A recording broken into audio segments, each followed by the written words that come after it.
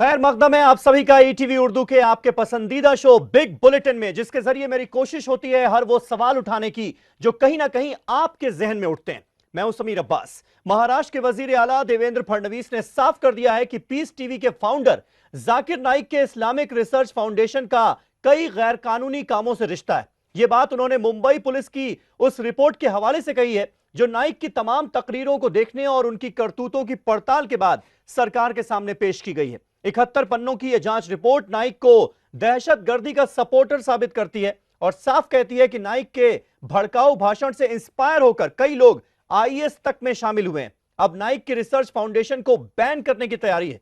क्या वाकई नाइक इसी लायक है या फिर उन पर एक्शन में जल्दबाजी दिखाई जा रही है? यही है हमारा आज का बहस का मुद्दा, जिस पर हम करेंगे तफसीली बातचीत। लेकिन सबसे पहले देखिए यह रिपोर्ट।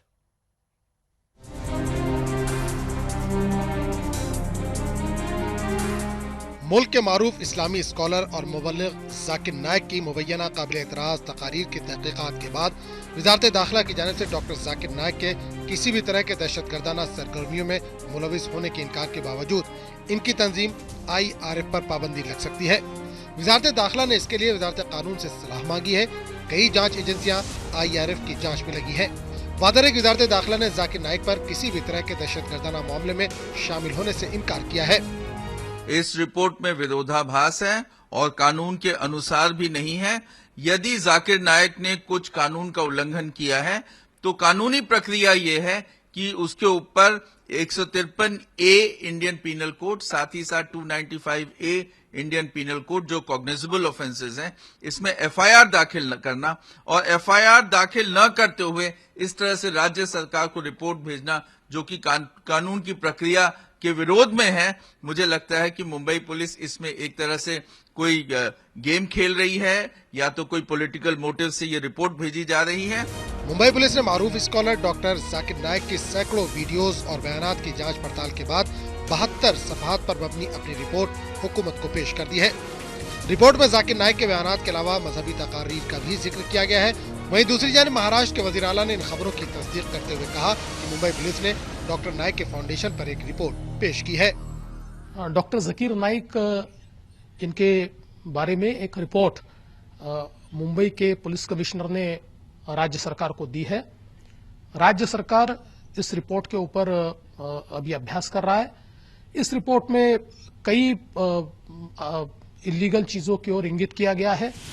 वादरे की ढाका में हुए दहशतगर्दाना हमले के बाद जाकिर नाइक का नाम सुर्खियों में आया था। डॉक्टर जाकिर नाइक पर इल्जाम आयद किया गया कि हमलावर जाकिर नाइक से मुतासिर थे। बांग्लादेश के अखबार डेली स्टार में शाये हुई खबर के बाद ये वबाल मचा था। बांग्लादेश ने भी आनन फानन पीस टीवी पर पाबंदी आयद कर दी, मगर चंद रोज बाद बांग्लादेशी अखबार ने इसकी वजाहत की और इस खबर को बेबुनियाद बताया। वहीं आज तक को दिए गए इंटरव्यू में डॉक्टर जाकिर नाइक ने कहा कि वो अपनी तबलीग से किसी भी तरह की शिद्दत पसंदी नहीं फैलाते। वो हर तरह की तहकीकात के लिए तैयार है। हजारों बार कह चुका हूं अनइक्विवोकली, अनएम्बिगुअसली, साफ अल्फाजों में कि एक भी बेगुनाह का कत्ल करना इस्लाम में हराम है। कोई भी पूछताछ करना है, मैं हाजिर हूं। एक तरफ तो जाकिर नाइक को SIT की जानिब से क्लीन चिट भी दी जा रही है, तो वहीं दूसरी जानिब रियासती तहकीकाती एजेंसी पाबंदी की बात कह रही है। आखिर इन दोनों की तहकीकात में तफरीक क्यों?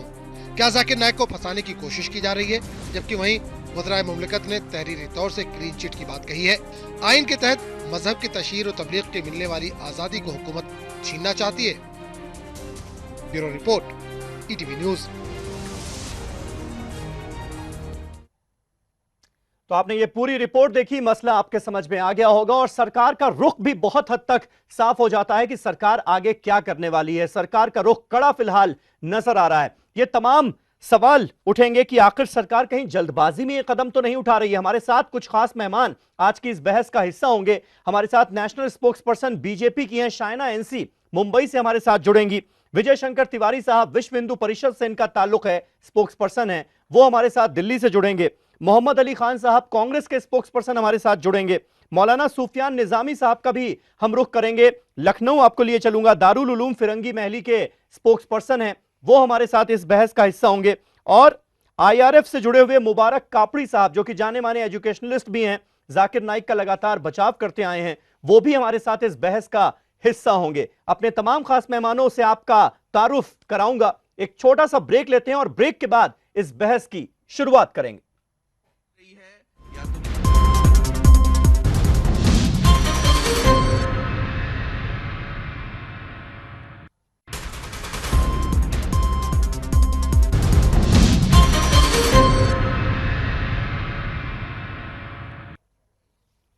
तो जाकिर नाइक और उसकी फाउंडेशन इस्लामिक रिसर्च फाउंडेशन पर सरकार ने आंखें तरेर ली हैं। महाराष्ट्र गवर्नमेंट ने यह फैसला किया है कि जो जांच रिपोर्ट सामने आई है उसके बाद अब जाकिर नाइक पर कार्रवाई क्या की जाएगी, कार्रवाई क्या होगी, इसका फैसला किया जाना बाकी है। तमाम खास मेहमान हमारे साथ जुड़ चुके हैं। मोहम्मद अली खान साहब हमारे साथ कांग्रेस से हैं, मौलाना सूफियान निजामी साहब लखनऊ से हमारे साथ मौजूद हैं, और IRF से जो जाकिर नाइक की संस्था है, फाउंडेशन है, उससे जुड़े हुए हैं मुबारक कापड़ी साहब, जाने माने एजुकेशनलिस्ट हैं, वो भी हमारे साथ मौजूद हैं। मुबारक साहब, पहला सवाल आपसे जानना चाहूंगा, अब ये जो इन्वेस्टिगेटिव रिपोर्ट सामने आई है, जो सरकार को सौंप दी गई है और जिसके बाद सरकार का रुख भी काफी कड़ा हमें नजर आ रहा है, जिस तरह के statements chief minister Devendra Fadnavis की तरफ से आए हैं, उसको देखकर तो ऐसा ही लगता है। क्या आपको लगता है इसकी वजह, कोई खास वजह आप देखते हैं इसके पीछे?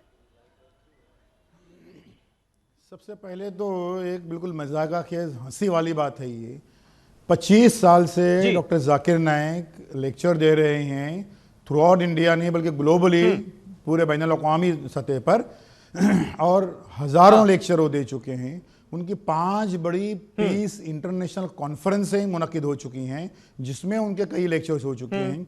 इन सारे लेक्चर्स में हमने देखा है कि सबसे पहली सफ में, पहली लाइन में आके बैठते थे इंटेलिजेंस वाले और उन पुलिस वाले, IB वाले, सारे ये ब्यूरो जो बैठते थे, नोट करते थे, वीडियो रिकॉर्डिंग करते थे। क्या उनके पास इतनी इंटेलिजेंस नहीं थी कि वो उस वक्त 25 साल कोई गफलत होती है कि कहीं पर, कि 25 साल के बाद जागी है गवर्नमेंट कि भाई ये ऑब्जेक्शनेबल है, ये है नहीं, इससे बड़ा नहीं, लेकिन पीस टीवी के, आपके पीस टीवी को कभी INB मिनिस्ट्री ने इजाजत नहीं दी चैनल चलाने की इंडिया में, ये बात भी तो हकीकत है ना, उसकी भी तो कोई ना कोई वजह हुई होगी।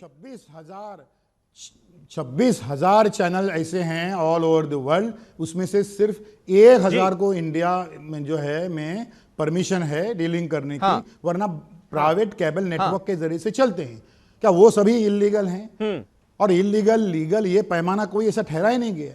अगर वो इलीगल हैं, अगर ये हैं, तो गवर्नमेंट को अपनी पॉलिसी में कोई तब्दीली करनी चाहिए रजिस्ट्रेशन की। उनको जो है वो मंजूरी के लिए जो कानून हैं उनमें कुछ नरमी बरतनी चाहिए, ताकि कई सारे चीजें। इसके लिए तो आप एनडीए की सरकार को भी जिम्मेदार नहीं ठहरा सकते ना, क्योंकि चाहे यूपीए की गवर्नमेंट रही हो इस देश में या फिर एनडीए की गवर्नमेंट रही हो, आपके पीस टीवी को लेकर स्टैंड बिल्कुल साफ रहा गवर्नमेंट का कि पीस टीवी नहीं चल सकता इंडिया में। हम पार्टी, जी हाँ जी हाँ, नहीं, पीस टीवी नहीं चल सकता है तो ऐसे कई दर्जनों चैनल्स हैं जो चल रहे हैं, धड़ल्ले से चल रहे हैं, और उनके ताल्लुक से कोई ऑब्जेक्शन नहीं हो रहा है।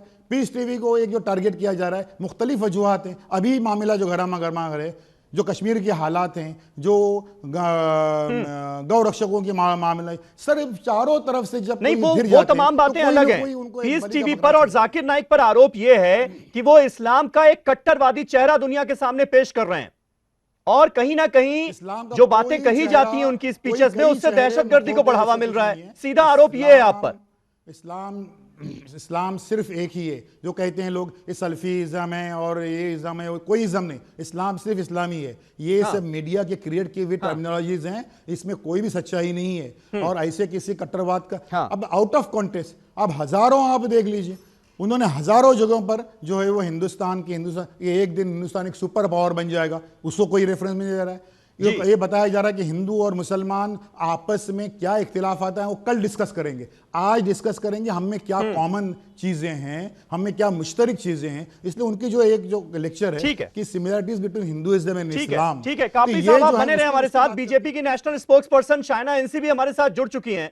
शाइना एनसी, मैं आपसे जानना चाहूंगा, सरकार का ये जो कदम है, जिस तरह से अब मुंबई पुलिस की जांच रिपोर्ट सामने आई है, उसके बाद सरकार ये कह रही है कि हम कड़ी कार्रवाई करेंगे, कहीं जल्दबाजी में तो कोई कदम नहीं उठाया जा रहा? क्योंकि जुलाई में ही मुंबई पुलिस की इंटेलिजेंस की जो रिपोर्ट आती है उसमें एक तरह से क्लीन चिट दी जाती है जाकिर नाइक को, और कहा जाता है कि कोई केस बनता ही नहीं उनके खिलाफ, और अब मुंबई पुलिस कहती है कि भाई वो उनकी स्पीचेस जो हैं वो दहशतगर्दी को बढ़ावा दे रही हैं।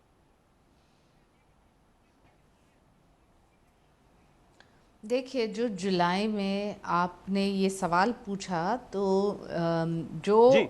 लगा कि कुछ गोलमाल है या कुछ गलत काम हो रहा है और हमने ऐलान किया और घोषित किया सबूत बिना, तो आप कहते हैं कि आप टारगेट कर रहे हैं, एक कौम के लोग को टारगेट कर रहे हैं एक्सेट्रा। मुझे लगता है प्रधानमंत्री कोई का नहीं जो कह रहा। बयान है बिल्कुल स्पष्ट है कि preachers of hatred can not जी। Be preachers of spirituality. ये एक मुद्दा है। अभी कौन सा ऐसा कंक्लूसिव एविडेंस है महाराष्ट्र पुलिस के पास? एक कि वो कहते हैं युवा शक्ति को कि आप वेपन्स उठाइए और आप जिहाद के साथ साथ आपको ये देखना है कि हमारे मज़हब को किस ढंग से आप संभालते हैं। मुझे लगता है ये बहुत ही खतरनाक स्टेटमेंट है।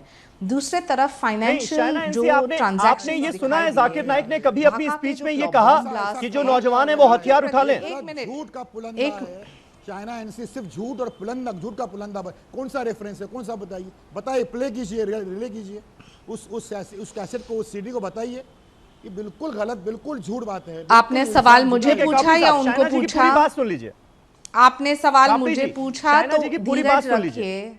आप गलत क्यों बात कर रहे हैं? देखिए। आप एक जिम्मेदार हैं, आप सही से बात कीजिए। देखिए, 2-3 बिल्कुल स्पष्ट है। जो एक फाइनेंशियल ट्रांजैक्शन रहा है, इस संगठन को फाइनेंस मिला है ढाका ब्लास्ट के लिए, जो टेस्टमनी और जो एविडेंस के आधार पे पुलिस को पता चला है कि ये जो युवा टेररिस्ट थे ढाका अटैक्स में, उनका इस संगठन से लेना देना है। ये फाइनेंशियल ट्रैक रिकॉर्ड्स जो प्राप्त हुए हैं, ये बहुत गंभीर आरोप है। और मैं नहीं मानती आप हूँ नई कि इंफॉर्मेशन दे रही है शाइना जी। वैसे सिर्फ क्या मैं इसे किसी को ऑफिशियल दे इंफॉर्मेशन सकते हैं मानूं? या किसी को गुनेगार कह सकते हैं? होमवर्क ये करके नहीं आई ये हैं, जो हवा शाइना जी, official इसको क्या मैं ऑफिशियल इंफॉर्मेशन आज मानूं के जो आप दे हर रही हैं? एक पेपर्स में है। देखिए, आपको ट्रिवियलाइज नहीं करना नहीं, है लेकिन डिबेट, तो सरकार आप की जाने तरफ से आप अभी क्यों तक कोई कर रहे ऐसा हैं। स्टेटमेंट आज जारी के नहीं टाइम किया से गया मिला है। कि हमें सिर्फ articles ये में पता आप है कि देखिए जब कि ढाका कौन अटैक से हुआ सरकार तो की उसमें जो तरफ एक हमलावर था वो जाकिर नाइक के स्पीचेस से इंस्पायर था। अब तक ये बात सामने आई है खुलकर। इंस्पायर था एक चीज होता है, इंस्पायर था जी। गलत काम के लिए, वो दूसरी चीज होती है। लेकिन इंस्पायर था गलत काम के लिए और उनको फाइनेंस मिलता है वही गलत काम के लिए, तो ये एक गंभीर आरोप है। और ये मैं नहीं कह रही हूँ, बिल्कुल। सबूत के अनुसार जो महाराष्ट्र सरकार ने आज कल के बयान में जो मुख्यमंत्री ने कहा कि we have serious evidence which will be produced in a court of law to suggest that yes, terror activities and terrorism has been propagated by Dr. Zakir Naik. This is not on hearsay. बिल्कुल जो शाइना हमें जी, मैं सिर्फ, आपकी बात समझ गया। और जो बोलना बात था आप कह कि रही हैं वो बहुत ही आरोपी ज्यादा है, सीरियस बात है, गलत काम बहुत ही किया। सीरियस तो आप एलिगेशंस कहते हैं। हैं कि कापड़ी आप साहब, मुझे क्यों लगता है बोल रहे आपको देश के सामने इसका जवाब देना चाहिए। शाइना जी सीधे सीधे कह रही हैं कि सरकार के पास इंफॉर्मेशन है कि ढाका अटैक में जिस तरह से उसको स्पॉन्सर किया गया और कहीं ना कहीं जो फंडिंग हुई वो आपकी ऑर्गेनाइजेशन को भी हुई, आईआरएफ को भी हुई। नहीं, ये देखिए, ये कोई होमवर्क करके नहीं आई हैं। ऐसा कोई भी तथ्य कोई सामने आया नहीं है, कोई भी ऐसी बात सामने आई नहीं है और ऐसी नहीं आ सकती है कि किसी किस्म की फंडिंग, और वो भी किसी बॉम्ब ब्लास्ट के लिए जाकिर नाइक के ऑर्गेनाइजेशन से, ऐसा हो ही नहीं सकता है। ये सब बनी बनाई ये खिचड़ी है, इसमें कोई हकीकत नहीं है। देखिए, इससे पहले कई हमारे जो एजेंसीज हैं, ऐसी स्टोरीज, वो स्टोरी राइटर्स हैं, स्क्रिप्ट राइटर हैं, ऐसी बेग हुई कोई 2 साल के बाद, कुछ 4 साल के बाद जो हैं वो कोर्ट जो जुडिशियरी में 100% हमको जो है वो बिलीफ है जुडिशियरी में, हिंदुस्तान की अदलिया में, ठीक है। और वहां पर दूध का दूध पानी का ठीक पानी है। होता रहा है। तो यही सामने बात आ जाएगी। ठीक है, कि मोहम्मद अली किसी खान किस्म साहब भी का हमारे कोई- साथ मौजूद हैं, कांग्रेस पार्टी के स्पोक्स पर्सन हैं। खान साहब, क्या आपको लगता है कि महाराष्ट्र सरकार जल्दबाजी में काम कर रही है?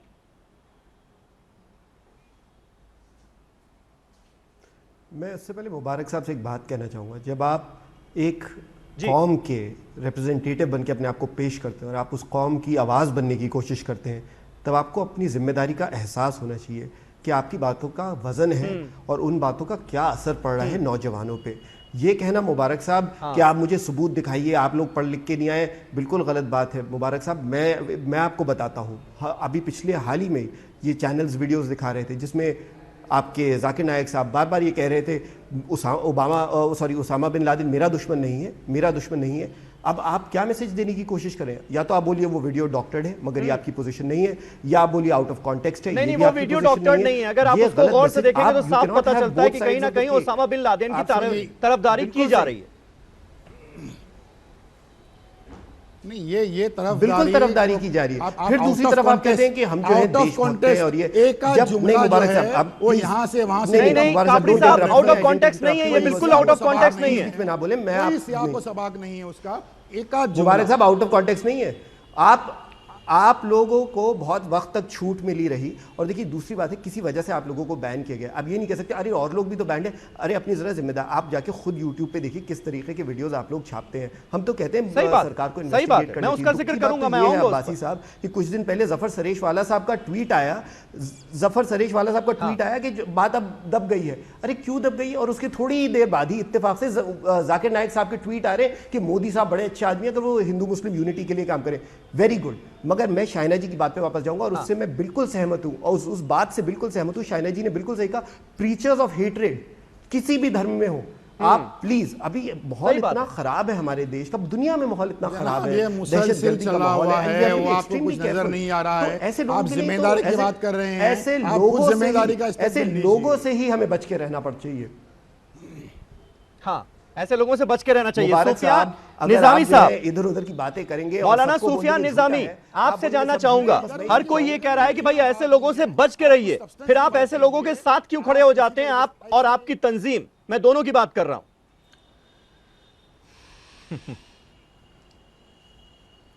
देखिए समीर साहब, मैंने तीनों पैनलिस्ट जो यहाँ तशरीफ़ फरमाए हैं उनकी बातों को सुना है, और मैं 2-3 मिनट आपसे वक्त लूँगा। देखिए ये विवाद जो शुरू होता है ये एक डेली स्टार की खबर पर शुरू होता है जो बांग्लादेश का अखबार है, और उस डेली स्टार ने चंद दिनों बाद अपनी बात को वापस ले लिया कि मेरा कहने का मकसद ये कहीं नहीं था कि डॉक्टर जाकिर नाइक की स्पीचेस से वो जो जितने भी दहशतगर्द थे वो इंस्पायर हुए हैं।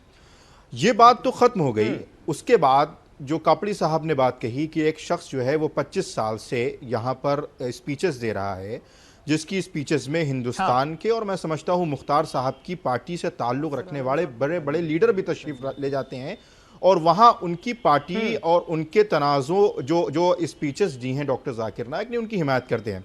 हमने भी डॉक्टर जाकिर नाइक की जो तकरीरें सुनी हैं उनमें कोई तकरीर ऐसी नहीं है कि जिसमें वो दहशतगर्दी को सपोर्ट कर रहे हों या कोई किसी दहशतगर्द को उनके जरिए से ये कहा जाए कि उन्होंने इंस्पायर किया है।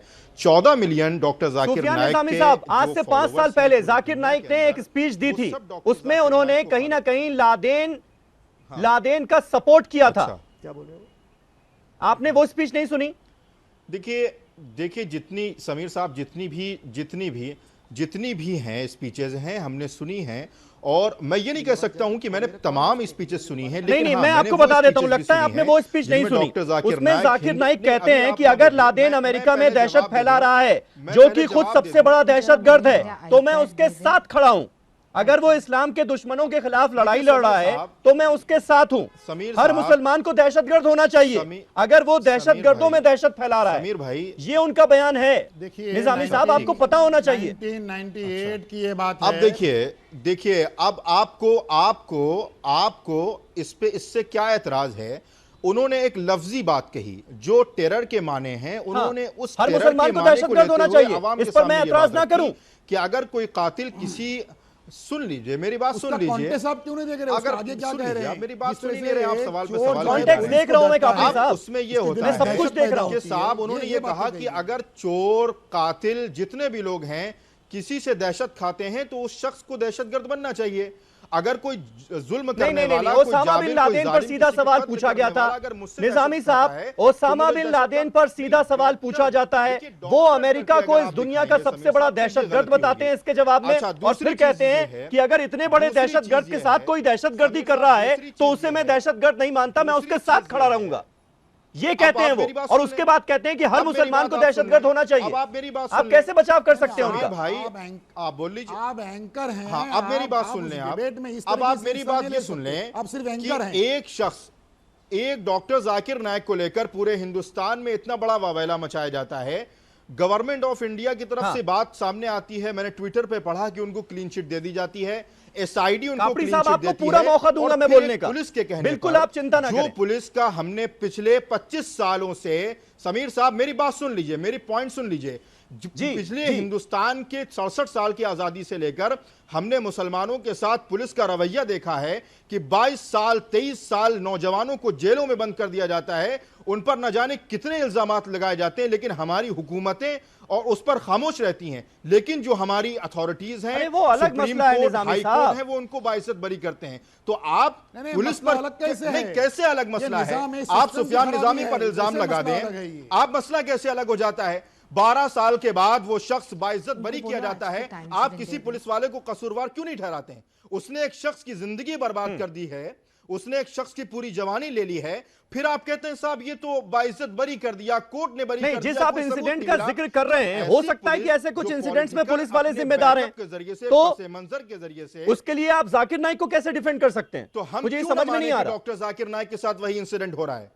नहीं, मैं क्यों ना मानूं, मैं क्यों ना मानूं? चाइना एनसीआर आप आपके जवाब पास देना कोई चाहेंगे सबूत क्या? है? ये पुलिस की जो पुलिस की रिपोर्ट है, इस बेस पर आप अगर बात कर गवर्नमेंट रहे हैं। ये कह रही है कि भाई हमारे पास पुख्ता सबूत हैं और अब हम कार्रवाई करने का मन बना रहे हैं, अब तक इन्वेस्टिगेशन चल रही थी, जांच चल रही थी, तो उसका विरोध क्यों?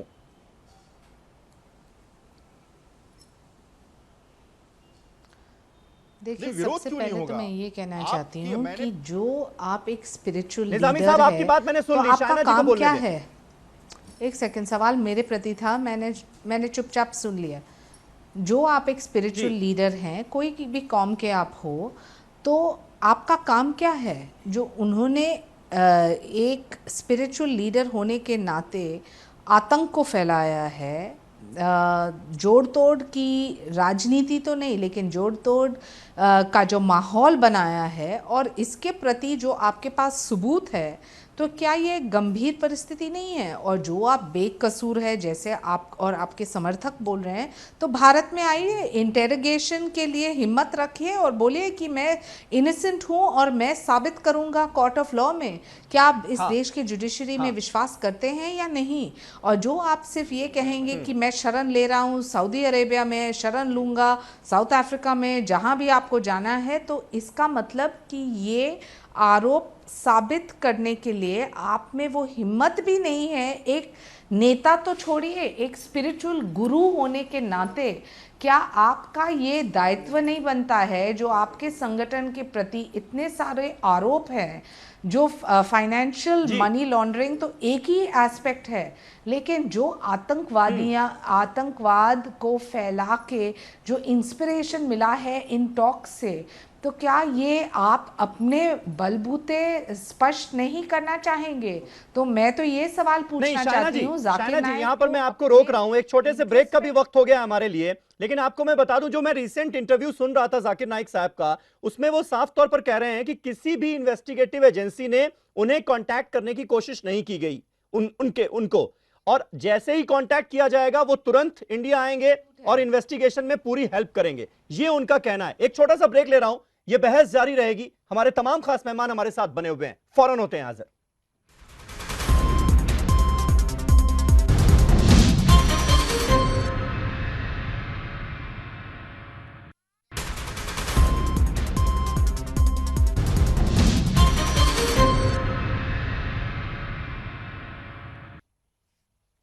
तो जाकिर नाइक पर सख्त कार्रवाई करने के मूड में है महाराष्ट्र सरकार। देवेंद्र फडणवीस जो कि चीफ मिनिस्टर है महाराष्ट्र के, उन्होंने एक बयान जो जारी किया है ट्विटर के जरिए, उसके बाद ये बिल्कुल साफ हो गया। हमारे तमाम खास मेहमान हमारे साथ बने हुए हैं, और मुबारक कापड़ी साहब, अब आपको मौका दूंगा, आप अपनी सफाई में क्या कहना चाहते हैं? और जिस तरह से ब्रेक के पहले एक सवाल खड़ा किया शाइना एनसी ने, उनका साफ कहना है कि अगर पाक साफ हैं जाकिर नाइक साहब, तो वो इंडिया आकर इन्वेस्टिगेशन ज्वाइन क्यों नहीं करते?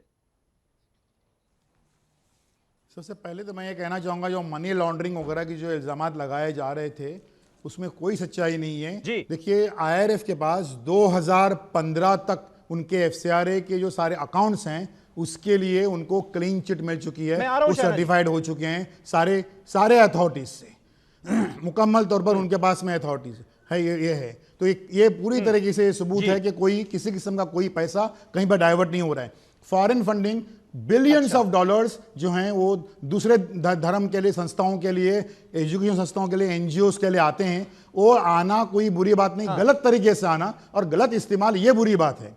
अब किसी किस्म का 1 रुपया भी कहीं पर भी 1 रुपया भी गलत इस्तेमाल नहीं हुआ है। ये 2015 तक के डॉक्यूमेंट्स बताते हैं कि क्लीन चिट मिल चुका है। और आपको ईमान किसी किस्म की, अब ये बोलते हैं नहीं, कि सारा धर्म मसला तो लेकिन परिवर्तन इसी के का है ना कि लिए- गलत तरीके से पैसा आया, ये आरोप लगाया जा रहा है।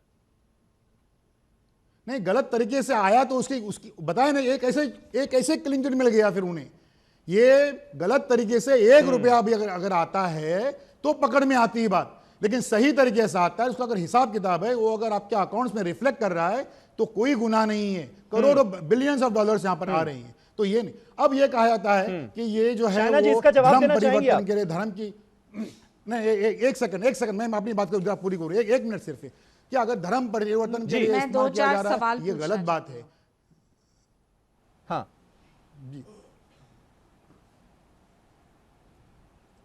ओके, मैं 2-4 पॉइंटेड सवाल पूछना चाहती हूँ। पहले तो ये फिरोज देशमुख जिनको नैब किया, उनके प्रति उनकी क्या सफाई है? फिर कल्याण में जो यूथ जो आईसिस में गए, जो जाकिर नाइक के फॉलोअर्स थे और उन्होंने कहा कि इंडियन मुजाहिदीन के लिए वो उनको प्रेरणा मिलती है तो जाकिर नाइक से, उनके प्रति उनका क्या रिएक्शन है? ये मनी लॉन्ड्रिंग जो हुआ है या जिस ढंग से फंड्स का इस्तेमाल हुआ है, एक ही एस्पेक्ट है, लेकिन जो एक ऑर्गेनाइजेशन हेट्रेड स्प्रेड करते हैं अलग मजहब के प्रति, तो क्या ये गंभीर प्रश्न चिन्ह नहीं है? जो वो मोटिवेट करते हैं टेररिस्ट को, उनके स्पीचेस थे, जो वो इंटरप्रेट करते हैं जिहाद को एक ढंग से, एक टेरर ऑर्गेनाइजेशन है क्या? और जो वो जस्टिफाई करते हैं फिदायदीन अटैक्स को और सम स्पेसिफिक टास्क, जहां उदाहरण के तौर पे महाराष्ट्र के पुलिस के पास ये सभी प्राप्त हुआ है, और जो एंटी नेशनल एक्टिविटीज़ की हम बात करते हैं उसके लिए भी जो प्रूफ है वो सब स्पष्ट है। तो मैं मानती हूँ कि जो उनको सफाई करनी है तो उनको यहाँ आके सफाई करनी चाहिए in a court of law and not based on hearsay. ठीक है, मिनिस्ट्री ठीक है। ऑफ शायना जी, कुछ आपने जो सवाल उठाए उनके जवाब मैं जरूर कापड़ी साहब से लूंगा, लेकिन साथ ही साथ आपसे मैं ये सवाल जरूर पूछना चाहूंगा कि जो आपने उठाया कि भाई एक खास मजहब के प्रति जिस तरह से नफरत भरे बयान दिए जाते हैं, जो हेट्रेड फैलाने की कोशिश की जाती है, तो आपका ही सहयोगी एक संगठन है वीएचपी, विश्व हिंदू परिषद, उसके भी नेता ऐसे बयान देते हैं जो हम टीवी पर दिखा नहीं पाते। माफ कीजिएगा, मुझे ये कहना पड़ेगा, टीवी पर उन बयानों को दिखाया नहीं जा सकता क्योंकि उससे हिंसा फैल सकती है, दंगे हो सकते हैं, इसलिए हम उसको नहीं दिखाते हैं। तो उनके खिलाफ भी कार्रवाई होनी चाहिए। प्रधानमंत्री समीर जी, प्रधानमंत्री मोदी जी ने स्वयं पार्लियामेंट में on the floor of the house क्या कहा है कि कोई भी बयानबाजी को हम सब्सक्राइब नहीं करते हैं, बल्कि जो घृणा के साथ हम देखते हैं कि लोग अपने आप को अटेंशन सीक करना चाहते हैं या सेंसेशनलिज्म करना चाहते हैं, तो वो जाने भारतीय जनता पार्टी इस बयानबाजी से बिल्कुल अलग है। नहीं, तो शायना जी, सवाल यही है कि फिर उस लॉजिक के हिसाब से विश्व हिंदू परिषद के अध्यक्ष प्रवीण तोगड़िया पर भी कार्रवाई होनी चाहिए, क्या वो भी आप करेंगी? मैं बताती हूँ, क्या विश्व हिंदू परिषद, एक मिनट, विश्व हिंदू परिषद क्या आतंक को फैला रहा है? क्या विश्व हिंदू परिषद नहीं, आपने एक खास मजहब के प्रति नफरत फैलाने की बात कही, उस पर मैंने आपसे ये कहा, शामिल होइए अपने आप, या फिर क्या वीएचपी कह रही है कि आप आतंक को समर्थन दीजिए और हथियार को हाथ में उठाइए और आप बॉम्ब ब्लास्ट में शामिल ये नहीं कह रही, जो वो कह रही है वो मैं आपको बता रहा हूँ। सुफियान निजामी साहब आपका जवाब देना चाह रहे हैं। शायना जी सुनिएगा, आपकी बात हमने पूरी सुनी। सुफियान निजामी साहब, महाराष्ट्र की सरकार ठीक है, शाइना जी, बुनियादी तौर पे ये सबूत नहीं ठीक था है, तो हम बोलते ही नहीं। देखिए आप जी बोल रहे तो मैं जवाब देता हूँ। ठीक है, मैं जवाब देता हूँ। अब बोलिए निजामी शाइना जी, शाइना इंसी जी जरा इत्मीनान से सुनिएगा। देखिए, इन्होंने पार्लियामेंट का जिक्र किया है समीर भाई, मैं इनसे ये कहना चाहता हूँ कि 2 साल हो गए तकरीबन सरकार को बने हुए, और चाहे योगी आदित्यनाथ हों, चाहे साक्षी महाराज हों, चाहे साध्वी प्राची हों, चाहे दूसरे लोग हों, मुख्तलिफ़ तरीक़े से जो माइनॉरिटीज़ इस मुल्क के अंदर है, ख़ास तौर पे मुसलमान हैं, उनके जज्बात को हमेशा मजरू करते चली आई हैं। इन्होंने एक तरफ तो ये कह दिया कि एक ख़ास मजहब के लोगों के दिलों को तकलीफ पहुंचती है, लेकिन उन्होंने कभी ये नहीं सोचा है कि मुसलमानों के जज्बातों को कितनी तकलीफ पहुंचती। इन्होंने मिसाल दे दी कि पार्लियामेंट में वजीर आजम साहब कहते हैं कि इस तरीके की बयानबाजी नहीं होनी चाहिए। मैं इनसे ये कहता हूं कि ये मुल्क कहने से नहीं चलता है, ये करने से चलता है। आज आपने डॉक्टर जाकिर नाइक के ऊपर एसआईडी, जो आपकी बहुत बड़ी तंजीम है, और मुझे तो हंसी इस बात की आ रही है कि एसआईडी से ज्यादा शाइना जी को इल्म है डॉक्टर जाकिर नाइक के बारे में। एसआईडी को इतना इल्म नहीं था जितना डॉक्टर शाइना एनसी साहिबा को है। और फिर पॉलिटिकल बैकअप, आपको भी पता है कि पुलिस का पॉलिटिकल बैकअप होता है, उसके पीछे पॉलिटिकल सियासी जो पस मंजर होता है वो जिस तरह पुलिस को चाहता है चलाता है, ये हम माजी में भी देख चुके हैं। लेकिन एक जुमला भी शाइना एनसी साहिबा के मुंह से साक्षी महाराज के खिलाफ नहीं निकलेगा, योगी आदित्यनाथ के खिलाफ नहीं निकलेगा, साध्वी प्राची के खिलाफ नहीं निकलेगा, निरंजना ज्योति के खिलाफ नहीं निकलेगा। क्यों नहीं निकलेगा? क्योंकि इनका मकसद यह है कि एक खास किस्म और खास मजहब के मानने वालों के जज्बात को मजरू करिए, और एक शख्स अगर वो सच्चा है और पक्का मुसलमान है और अपने तरीके से मजहब की तशरीह कर रहा है इस मुल्क के कानून को फॉलो करते हुए, तो आप फौरन उसको बढ़ने ना दीजिए। तो ये डबल स्टैंडर्ड जो है ये इस मुल्क को खतरे में ले जा रहा है, और जब तक आप शाइना जी इस डबल स्टैंडर्ड को नहीं छोड़ेंगी, ये जो वाकयात हो रहे हैं, ये जो फसादात हो रहे हैं, ये इसी तरह होते रहेंगे। आप एक तरफ तो कहें, ठीक है, मोहम्मद अली खान साहब भी हमारे साथ मौजूद हैं, कांग्रेस पार्टी के। खान साहब, क्या वाकई डबल स्टैंडर्ड आप देखते हैं कि जो विश्व हिंदू परिषद के लोग हैं वो भी बहुत सारे ऐसे बयानबाजियां कर रहे हैं जिनसे एक समुदाय के प्रति नफरत का एहसास होता है, तो उनके खिलाफ भी कार्रवाई होनी चाहिए? क्या डबल स्टैंडर्ड है क्या वाकई? जी अब्बासी साहब, मैं एक्चुअली बड़े गौर से निज़ामी साहब की बात सुन रहा था, और हालांकि मैं उनसे फ़र्क रखता हूं उनकी पोजीशन जो है जाकिर नाइक के प्रति उसे लेके, बट उन्होंने जो अभी बात कही बड़ी महत्वपूर्ण और ज़रूरी बात है, किसी ना किसी को कहना ज़रूरी था। और मैं जानता हूँ शाइना जी निजी तौर पे बिल्कुल सेक्युलर हो सकती हैं और अनडाउटेडली होंगी, मगर ये बात देखिए देश में मैसेज क्या जा रहा है। आपने अभी स्पीच दी हाल ही में, आपने टाउन हॉल किया, उसमें आपने कहा दलितों पे हाथ मत उठाओ, बट जब वो जो बेचारे वो मरहूम अखलाक गुजर गए तब आपने एक शब्द नहीं बोला, आपने ट्वीट भी नहीं किया उसके बारे में। तो लोगों में मैसेज यही जाता है, अवाम में मैसेज यही जाता है।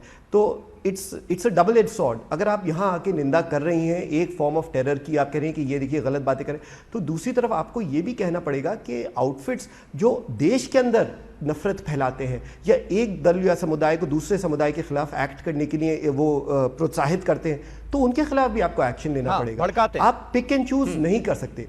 कांग्रेस यही कहती आई है कि देखिए जो जी हम ये क्या भड़काते हैं, बिल्कुल सही कहा आपने।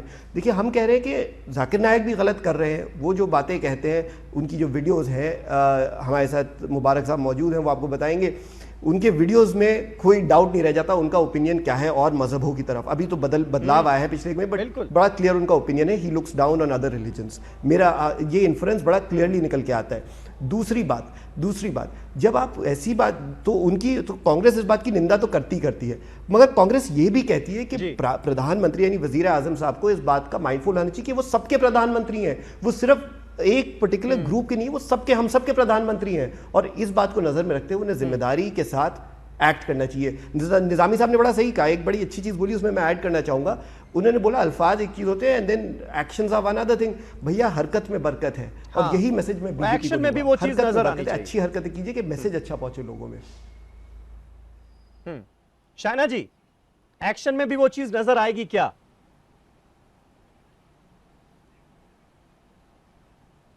देखिए बिल्कुल आएगी, और मुझे लगता है जब लीडरशिप और मोदी जी का बयान क्यों इतना महत्वपूर्ण है, 2 वाक्य में उन्होंने सभी चीज़ों को समाप्त किया।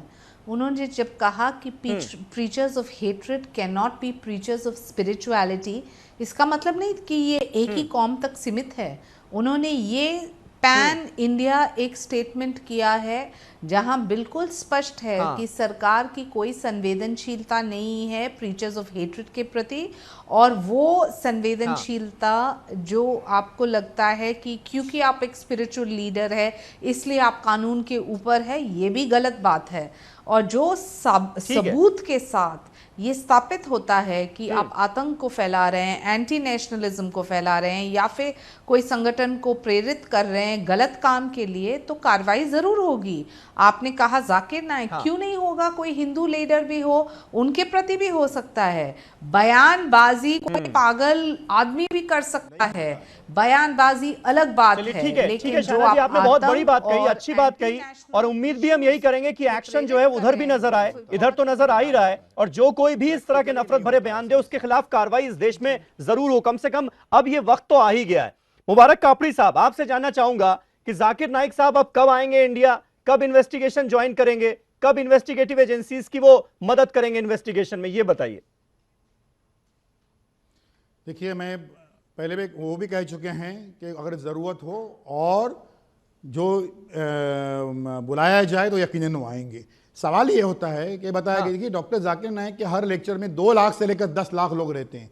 अगर 10 सरफिरे लोग उसका कुछ इंटरफेरेंस कुछ अलग अलग अलग लेते हैं तो उसके जाकिर नाइक कैसे जिम्मेदार हो सकते हैं? नहीं, इसीलिए तो जिम्मेदारी और बढ़ जाती है ना उनकी, बंदूक लो, क्योंकि उनको मानने वाले, उनको सुनने वाले बहुत लोग हैं। यही तो हम भी कह रहे हैं, इसीलिए उनकी जिम्मेदारी और ज्यादा बढ़ जाती है। कहाँ कहा गया है?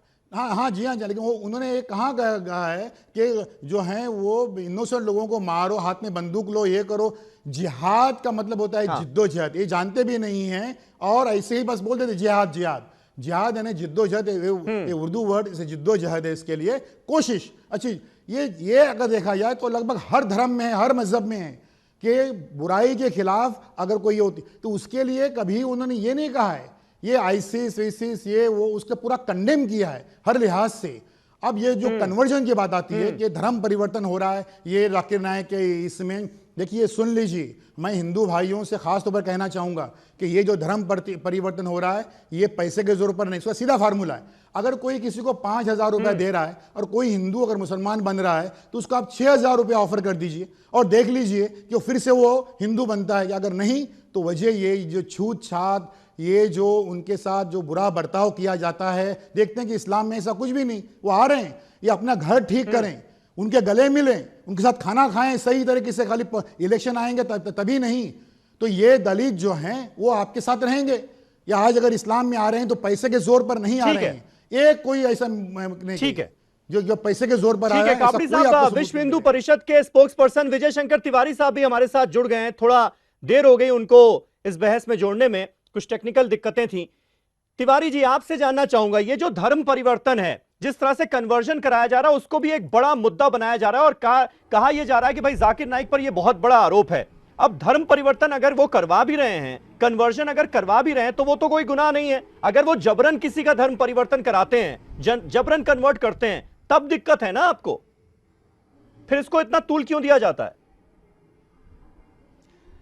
समीर भाई, समीर भाई, आप एक बात तो समझते हैं कि लालच दे करके और जबरन, हाँ, और ये धर्म परिवर्तन भारत में वैध नहीं है।